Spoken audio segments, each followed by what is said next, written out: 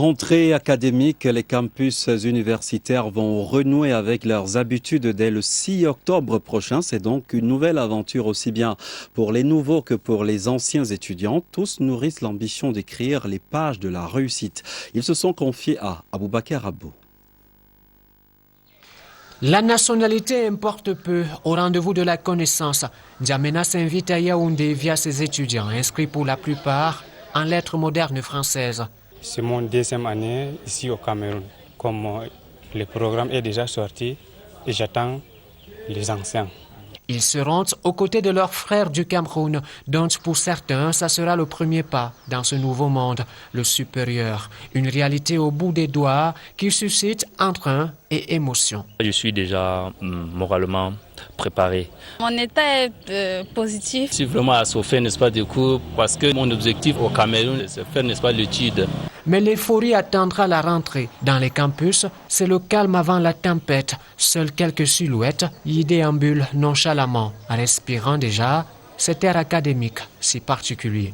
Au niveau des choix des filets, par exemple, on les oriente au niveau là où on dépose les dossiers. Orientation différente, attentes communes. Mes attentes sont tout simplement que les professeurs soient là à l'heure et qu'ils nous dispensent les cours comme d'habitude. S'ils jouent leur partition, les étudiants attendent de bien jouer la leur. Et avec la manière, on y va pour valider. Valider avec mention très bien, voire même 3 sur 4. Plus que quelques heures encore, et les élèves d'hier seront officiellement les COPS d'aujourd'hui.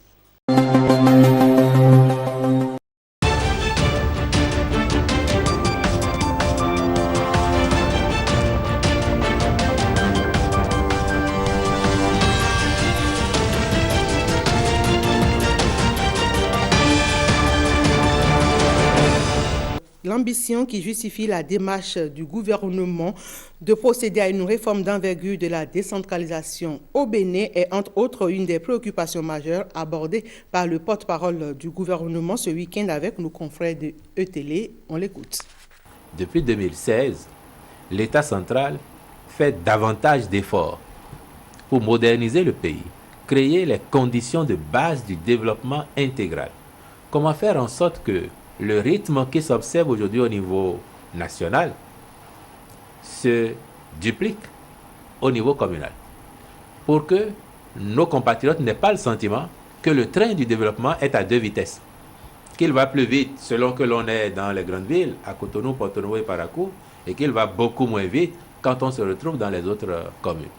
C'est d'abord ce souci-là que le chef de l'État a eu, de dire: notre rôle, c'est de créer les conditions minimales pour le développement intégral du pays, mais c'est aussi et surtout d'assurer le développement équilibré du territoire afin que les Béninois, où qu'ils se trouvent dans notre pays, puissent avoir accès à tous les services sociaux de base et qu'ils aient le sentiment de vivre la vie qu'ils ont envie de vivre sans avoir besoin de s'exoder de leur commune vers d'autres communes. Avec le président Patrice Talon, c'est la méthode, c'est l'ordre et c'est la rigueur. C'est une question d'organisation. Depuis qu'il a pensé cette réforme, depuis qu'il a annoncé, les dispositions pratiques ont été prises pour la préparer. Ce que vous avez vu une semaine plus tôt avec les maires, c'était déjà l'antichambre de la décision finale. Aller présenter le projet de réforme, recueillir les observations. Et donc, il n'y a pas eu de précipitation, si c'est le sous-entendu. Il n'y a pas eu de précipitation. Tout a été millimétré dans le temps pour que cela aboutisse à l'adoption du 29 septembre dernier par le Conseil des ministres. Et maintenant, est-ce que effectivement les maires ont eu le temps de faire leurs observations?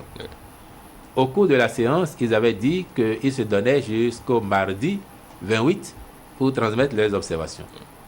Effectivement, il y a eu une séance de travail entre la délégation de l'ANCB et le comité technique qui a préparé la réforme, sanctionné par un procès verbal, et à l'occasion, les maires ont eu la possibilité de soumettre leurs préoccupations qui ont été étudiées par le Conseil des ministres. Ce qui ne change pas, c'est que les maires sont élus dans les mêmes conditions que ce qui se fait jusque-là. Ce qui change, c'est que les maires ne sont plus ordonnateurs du budget de la commune.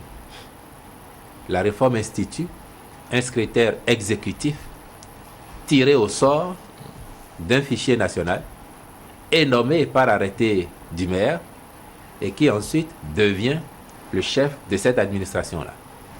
il gère le budget. Il nomme les secrétaires administratifs d'arrondissement. Le gouvernement n'a pas de doute que cela va prospérer. Et quand ça aura prospéré, dans quelques années, à l'occasion d'un bilan d'étape, les maires eux-mêmes pourront vous dire que c'était bien pensé, c'était juste d'avoir fait ainsi.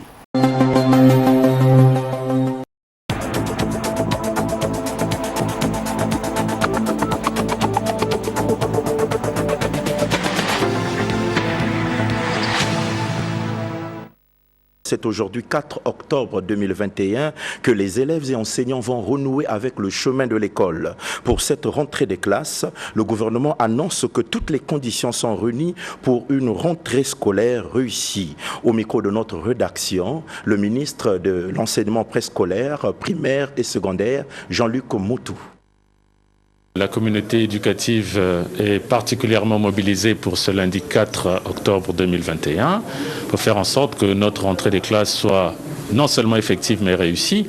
Et c'est l'occasion que vous me donnez pour lancer cet appel aux parents, aux familles, aux élèves, aux enseignants, à tous ceux qui sont plus ou moins concernés par cette rentrée des classes, de se mobiliser et de faire en sorte que l'effectivité de cette rentrée soit obtenue. Des enseignants volontaires qui avaient quelques arriérés de traitement et qui posaient là un veto pour leur reprise du service. Mais là aussi, nous nous sommes concertés, nous avons eu des positions, des vues communes qui vont nous permettre, à partir de demain matin, de repartir chacun à son poste de travail.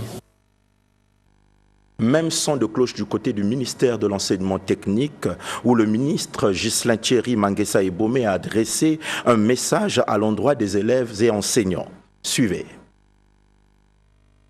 Cette année, nous mettrons l'accent sur les recommandations et la feuille de route adoptée lors du 24e Conseil national de l'enseignement technique et professionnel, basé essentiellement sur l'implémentation de l'approche par compétences, afin de répondre aux attentes et besoins économiques de notre pays.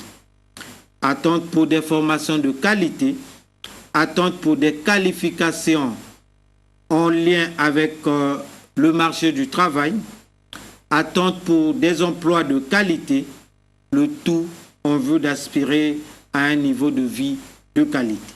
Chacun doit redoubler les efforts pour la réalisation effective de nos recommandations. Chers membres de la communauté éducative, la ligne tracée vers une école productive est le leitmotiv que chaque établissement devrait intégrer dans son programme d'activité de cette année scolaire. Je vous exhorte donc à maintenir l'esprit de dialogue dans le règlement de toutes les situations qui nous préoccupent ensemble pour que cette année scolaire soit apaisée. Au cours de cette année scolaire 2021-2022, la numérisation de nos établissements doit se matérialiser à travers un déploiement des systèmes de gestion qui nous permettront d'obtenir en temps réel des données indispensables pour la prise de décision.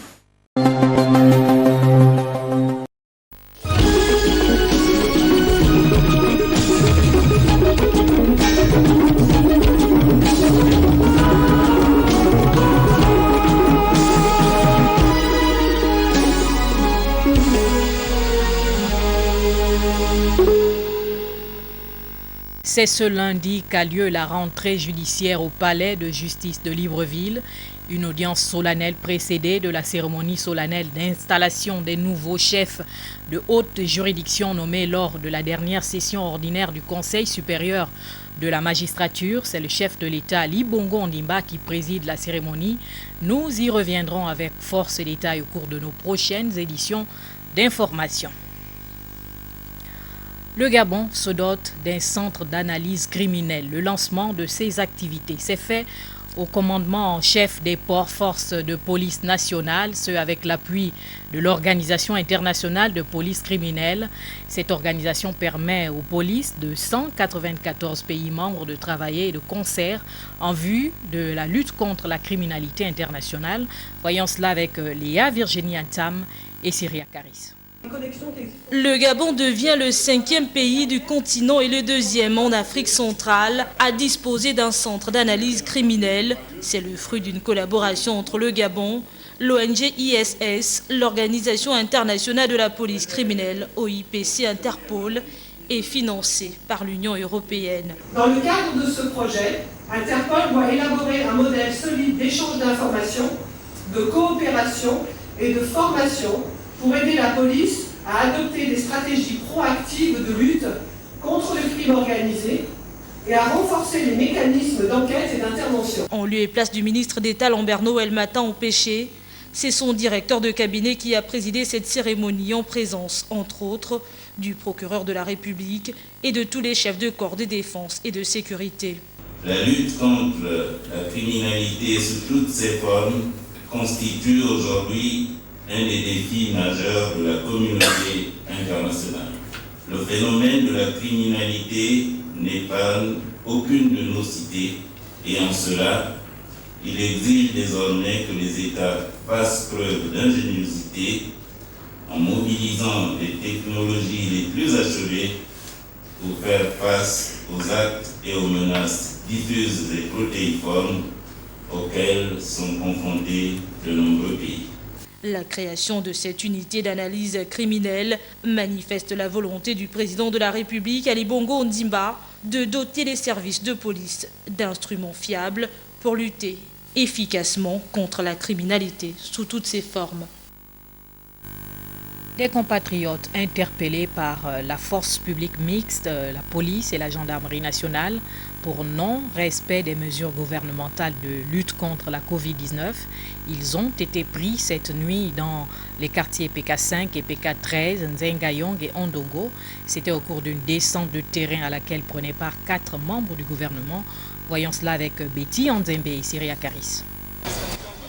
Énième descente de terrain pour faire œuvre de pédagogie et sensibiliser les compatriotes les plus téméraires face à la montée des cas Covid.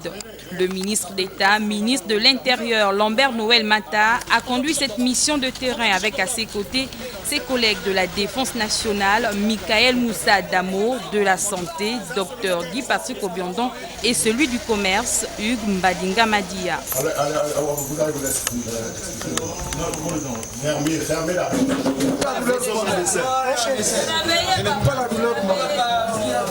Cette fois, ce sont les quartiers situés le long de la route nationale du PK5 au PK13 qui étaient concernés, puis Nzengayong et Ondogo dans le 6e arrondissement de la commune de Libreville. La force publique mixte, composée de la police et de la gendarmerie nationale, a procédé à l'interpellation des compatriotes qui violent délibérément les mesures gouvernementales.